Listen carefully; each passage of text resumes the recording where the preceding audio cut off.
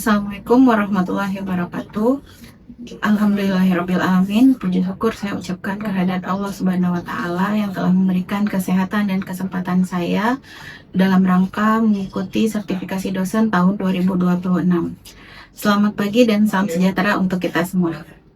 Perkenalkan, nama saya Ria Januarti MSI, dosen tetap pada program studi Agribisnis Kelapa Sawit Politeknik Teknologi Kimia Industri Medan yang berada di bawah naungan Kementerian Perindustrian Republik Indonesia. Baiklah, selanjutnya saya akan menjelaskan tentang video ini.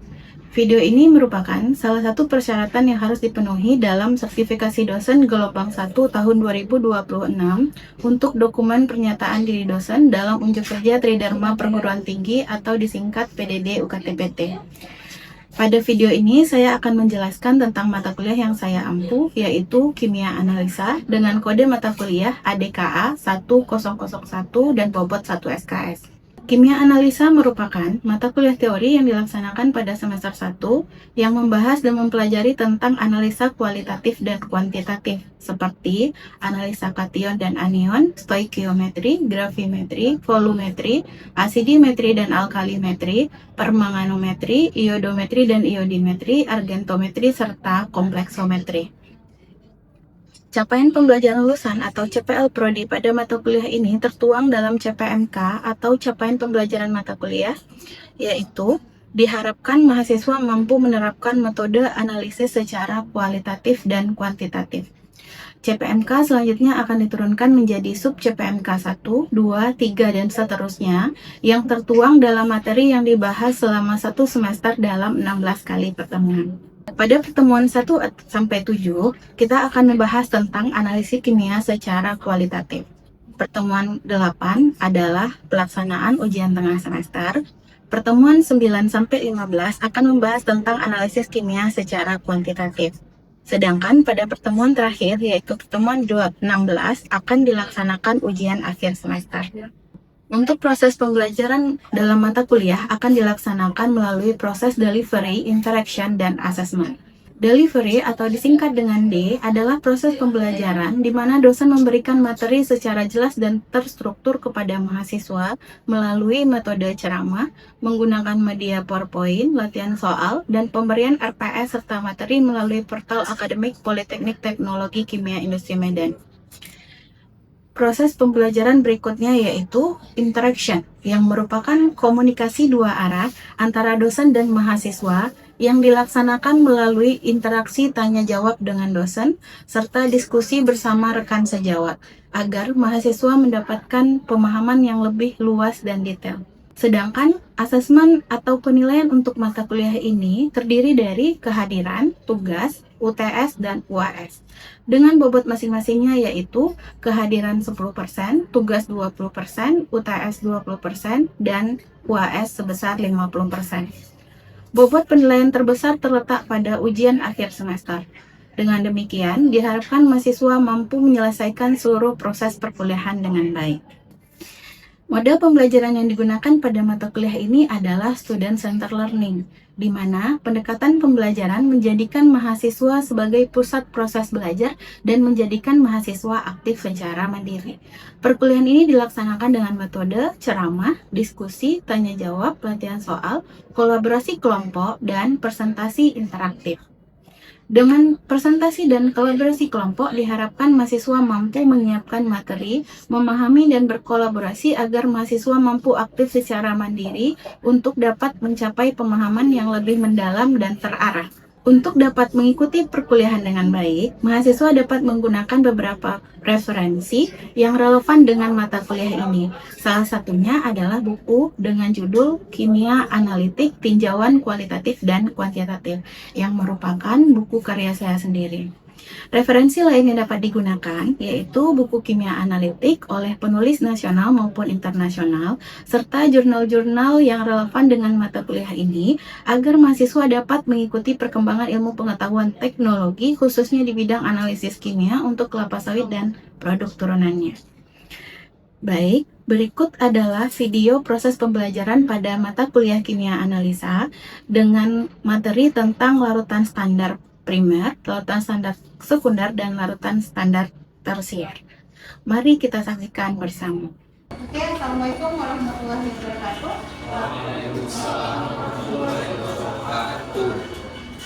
Selamat pagi adik-adik semua. Gimana kabarnya? Nah, ya. Pertama sekali sebelum kita mulai perkuliahan ini, marilah kita berdoa terlebih dahulu sesuai dengan masing-masing. Berdoa kita mulai.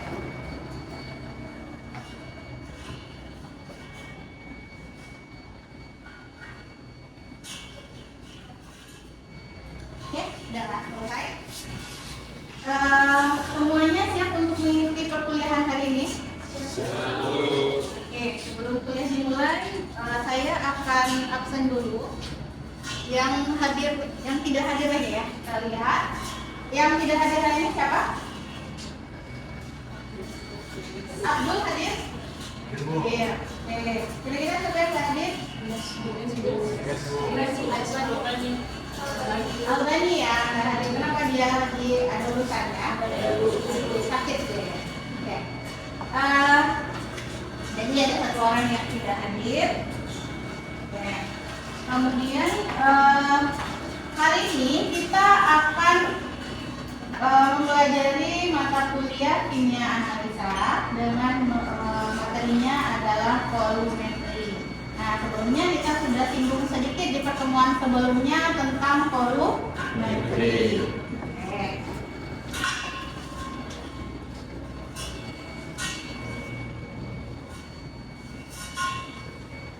Sedikit kita ulang tentang volumetri. Volumetri itu adalah, siapa yang masih ingat apa itu volumetri? Coba Hidayah, apa itu volumetri? Metode analisis kimia yang menggunakan prinsip literasi yang bertujuan untuk menentukan konsentrasi dari suatu zat itu dengan dua jenis zat, filtrat dan identitas. Oke, jadi minggu lalu kita sudah belajar apa itu nitrat dan nitrat di dalam volumetri. Nah, untuk material ini kita akan mempelajari tentang yang namanya larutan standar. Bagaimana menentukan konsentrasi dari larutan standar tersebut. Nah, saya ulang sedikit lagi. Ini volumetri. Literasi sudah ya. Syarat-syarat dalam analisis volumetri masih ingat? Dan istilah-istilah yang ada di dalam volumetri masih ingat ya? Yaitu ada standarisasi, ada titrasi, ada PP ekuivalen dan PP akhir titrasi, ada kesalahan atau disebut dengan galah, ada indikator. Indikator yang paling sering kita gunakan apa? Indikator PP. Oke, ada lakmus merah, ada lakmus biru dan segala macamnya. Nah, itu juga titrasi. Titrasi ada 3 jenis, ada titrasi langsung, titrasi tak langsung, dan titrasi balik. Nah, ini titrasi langsung, di mana kita langsung mentitrasi, dan kita pelajari minggu lalu. Nah, sekarang kita akan belajar apa itu jenis-jenis dari larutan standar. Larutan standar ada 3, yaitu larutan standar primer, larutan standar sekunder, dan larutan standar sekunder. Untuk larutan standar primer adalah larutan standar yang diketahui konsentrasinya dengan pasti. Nah, melalui apa? Melalui penimbangan dan pelarutan yang teliti. Apa itu penimbangan? Kalau kita menimbang kita pakai alat apa? Neraca ada apa saja jenisnya? Oke, coba Amal sebutkan. Neraca termasuk ada 2. Yang pertama itu neraca digital, di mana biasanya untuk penimbangan yang tidak memerlukan ketelitian, contohnya itu angkanya biasanya tidak kontekan di 2. Yang kedua ada neraca analitik, di mana memang kita menimbang untuk menentukan penimbangan secara tepat, di mana biasanya angkanya itu 4 angka di belakang. Jadi ada 2 jenis neraca analitik, ada yang dengan desimalnya ada 2 dan ada desimalnya 4. Nah, kalau kita mau membuat larutan standar primer, berarti kita menggunakan neraca Neraca analitik dengan 4 desimal. Jadi, kenapa harus 4 desimal? Karena syaratnya adalah penimbangan yang teliti. Nah, yang kedua ada syarat yang kedua, yaitu pelarutan yang teliti. Nah, kalau kita mau melarutkan sebuah zat, itu pakai apa? Alat apa saja yang kamu ketahui untuk melarutkan sebuah zat? Ada gelas ukur, ya kan? Apa lagi? Ada alat ukur. Apa lagi? Ada pipet volume. Apa lagi? Ada bola hisap, alat bantunya ya. Iya. Apa lagi? Ada larutannya, pelarutnya. Alatnya itu. Oke, 3 itu aja dulu. Tadi ada apa? Ada gelas ukur, ada pipet volume, ada lampu ukur, ada bola hisap. Itu alat bantunya, ya. Nah, sebenarnya kita kalau mau melarutkan itu gimana kira-kira? Apakah kita melarutkan di gelas ukur kah? Atau di pipet kah? Atau di lampu ukur?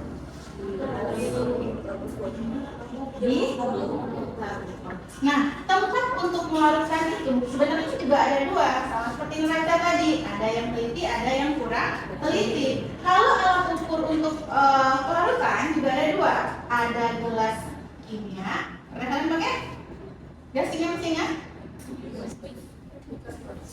Beker gelas.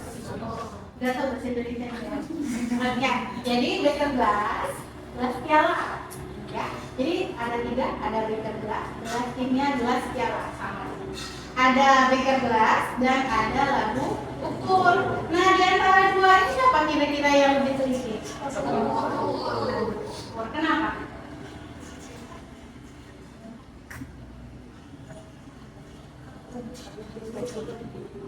Kalau lampu ukur dia udah ada ukuran maksimal.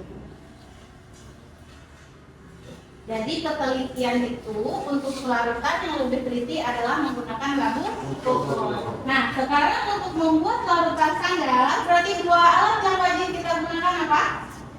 Untuk penimbangan yang teliti kita menggunakan neraca analitik digital ya. Kalau untuk pelarutan yang teliti kita menggunakan lampu. Oke, ingat itu ya. Nah, kemudian itu untuk alatnya. Selanjutnya syarat-syarat dari larutan standar primer. Apa saja syaratnya? Larutannya lagi, kalau tadi alatnya. Sekarang larutannya. Siapa yang tahu apa contoh dari larutan standar primer? Apa? Namanya asam oksalat. Nah, kenapa asam oksalat itu dijadikan sebagai larutan standar primer?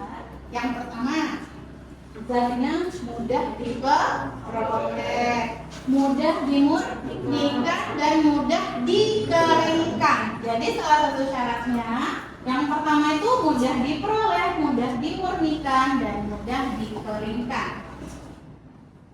Yang kedua, ini syarat yang paling penting. Zat tidak bersifat higroskopis dan komposisinya tidak berubah selama penyimpanan. Oke, yang ketiga, jumlah zat pengotor maksimal 0,02%. Yang keempat, zat mempunyai ekivalen yang tinggi dengan ketelitian penimbangan 0,1 sampai 0,2 mg. Zat harus mudah larut. Dan terakhir, reaksi dengan larutan standar harus stoikiometri dan cepat. Ingat ya, teknik stoikiometri sudah pernah kita pelajari, yaitu perhitungan kimia. Jadi dia harus bisa dihitung secara kimianya. Nah, tadi kalian bilang contoh dari larutan standar itu adalah asam oksalat. Nah, kenapa NaOH tidak bisa kita jadikan sebagai larutan standar primer? Kan kalau dari syaratnya NaOH itu mudah diperoleh, mudah dimurnikan, dan mudah dikeringkan. Dan dia juga mudah larut di dalam air. Sudah pernah melarutkan NaOH? Sudah pernah Surya? Belum ya? Hidayah sudah? Sudah. Jadi NaOH itu lebih gampang kita luruskan daripada sampah salat. Tapi kenapa NaOH itu tidak bisa kita jadikan sebagai larutan standar primer? Karena NaOH bersifat higroskopis. Iya, benar sekali. Karena NaOH dia bersifat higroskopis. Apa itu higroskopis? Air dari udara. Apa? Menyerap air. Mudah menyerap molekul air yang ada di udara. Artinya NaOH itu dia kalau kita biarkan lama, dia akan apa dia? Kalau dia menyerap air, awalnya dia dalam posisinya padatan yang kering. Kalau dia menyerap air gimana? Gimana?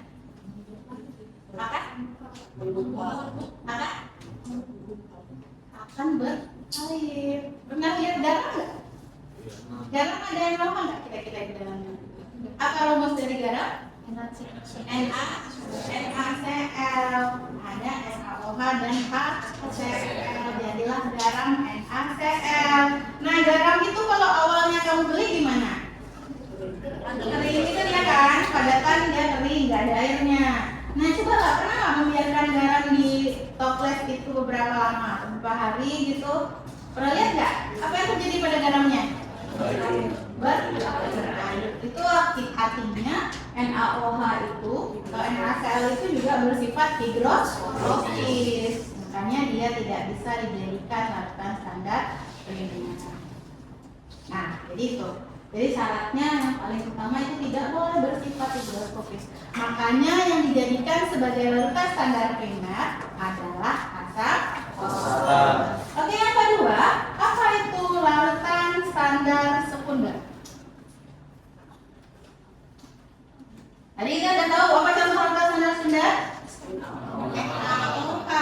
NaOH adalah larutan standar sekunder. Dia bersifat higroskopis, maka termasuk ke dalam larutan standar sekunder. Bisa juga dijadikan sebagai larutan standar.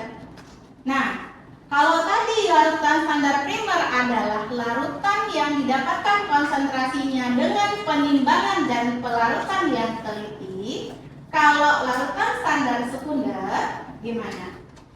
Konsentrasinya didapatkan dengan cara menggunakan, iya, coba Safika.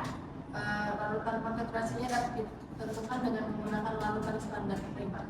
Oke, jadi konsentrasinya bisa kita ketahui dengan menggunakan larutan standar primer. Maka larutan standar sekunder bisa kita ketahui konsentrasinya dengan pasti. Oke, kemudian yang ketiga ada larutan standar yang ketiga. Ada larutan standar tersier. Larutan standar tersier adalah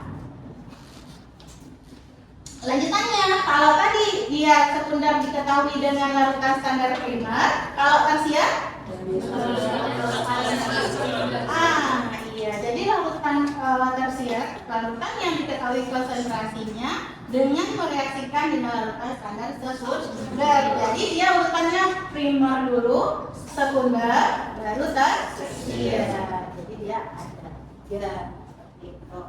Jadi bisa diketahui semuanya, bisa dipahami untuk 3 materi ini? Bisa ya? Jadi kita ulang lagi, ada larutan standar primer, ada sekunder, ada tersier. Contoh untuk larutan standar primer apa tadi? Kata? Untuk larutan standar sekunder?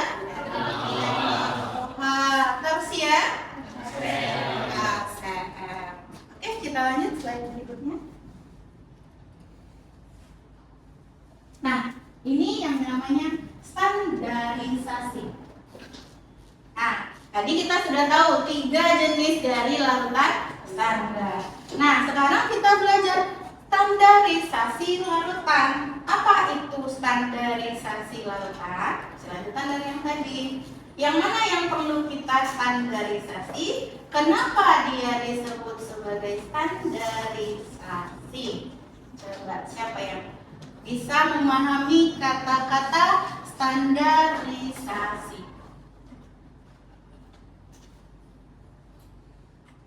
Ada?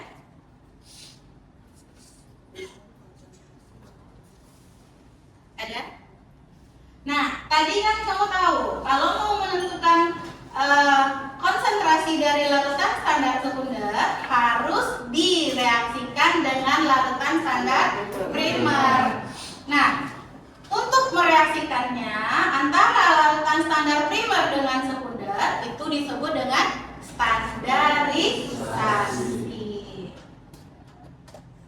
Ya, jadi standarisasi itu menentukan konsentrasi suatu zat dengan mereaksikan dengan konsentrasi zat lainnya. Jadi misalnya kita punya satu zat sebagai standar, zat yang kedua kita belum tahu konsentrasinya. Misal tadi kita punya asam oksalat, kita bisa hitung dari penimbangan dan volume pelarutan. Kalau kita sudah bisa tahu konsentrasi asam oksalat, bisa nggak kita ketahui konsentrasi NaOH-nya? Bisa. Itu disebut, untuk mengetahui konsentrasi NaOH itu reaksinya disebut standarisasi. Nah, untuk pembuatan larutan, yang pertama itu pembuatan larutan standar primer. Nih, ini tahapannya tadi sudah kita bahas ya. Ada penimbangan, ada pelarutan, menggunakan labu ukur untuk mendapatkan larutan dengan konsentrasi tertentu. Kemudian standarisasi larutan tadi menentukan konsentrasi larutan baku sekunder seperti NaOH dengan cara titrasi menggunakan larutan standar primer yang telah diketahui konsentrasinya dengan akurat. Ini di sini ada kata-katanya, akurat atau teliti. Contohnya asam oksalat hingga tercapai titik akhir yang ditunjukkan oleh perubahan warna indikator.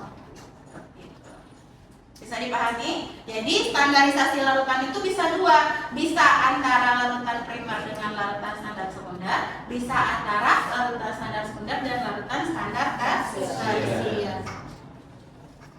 Oke? Kita lanjutkan. Ini alat-alat yang akan kita gunakan untuk pembuatan larutan. Nah, ini ada alatnya. Kalian akan mengerjakannya. Awalnya kalian akan menggunakan yang namanya buret. Ada apa ini? Erlenmeyer. Yang ini apa? Statif dan lem. Jadi nanti di dalam Erlenmeyer itu akan kita masukkan apa? Titran atau asam oksalatnya. Tadi kan kita sudah tahu tuh konsentrasi asam oksalatnya.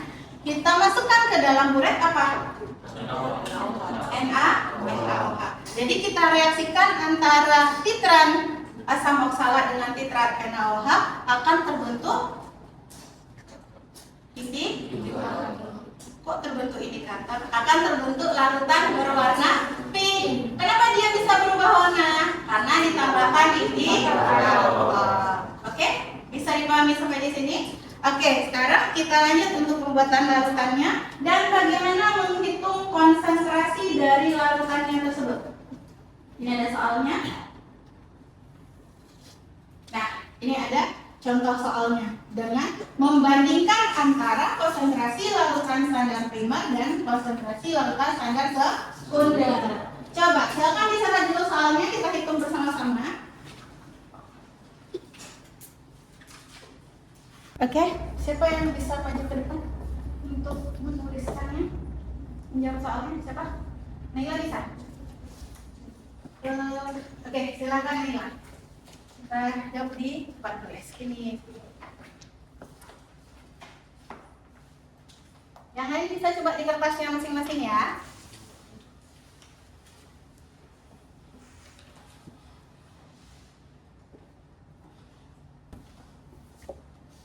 Oke, udah, silakan duduk. Oke, kita bahas bersama ya. Semuanya bisa mengerjakan? Oke, tadi kita sudah tahu untuk menentukan konsentrasi dari larutan standar primer yaitu apa? Larutan standar primernya? Asam oksalat. Jadi V1 asam oksalat, volume dari asam oksalat adalah 25 mili. Normalitas dari asam oksalat adalah 0,1263 n. Nah, untuk yang kedua ini data siapa?